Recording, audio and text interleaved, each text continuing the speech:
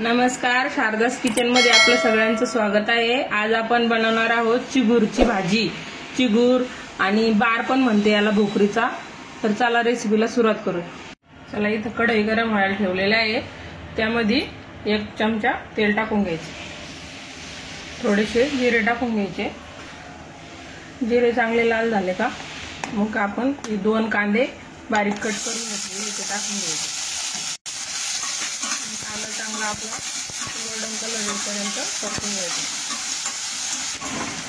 कांदा परत आलेला आहे आपला। आता आपण यामध्ये एक मोठा टमाटर बारीक कापून घेतलेला आहे ते पण टाकून द्यायचं याच्यामध्ये। आता तुम्ही टमाटर असले तर टमाटर टाकू शकता किंवा तुमच्याकडे जर चिंच असली तर चिंच पण टाकू शकता। या बारामध्ये खूप छान लागतं।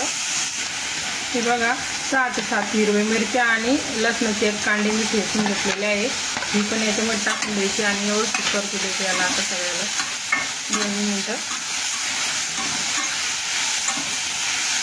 आता आपले मसाले व्यवस्थित परतलेले, टमाटर कांदा। आता हळद टाकायची थोडीशी, चवीनुसार मीठ टाकायचं।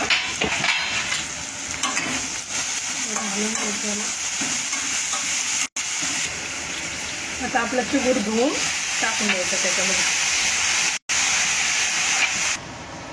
आता याला त्यामध्ये परतू घ्यायची छानपैकी। पाणी टाकायचं नाही बिलकुल बी, जास्त वेळ लागत नाही, अगदी 5 मिनिटात तयार होतो हो।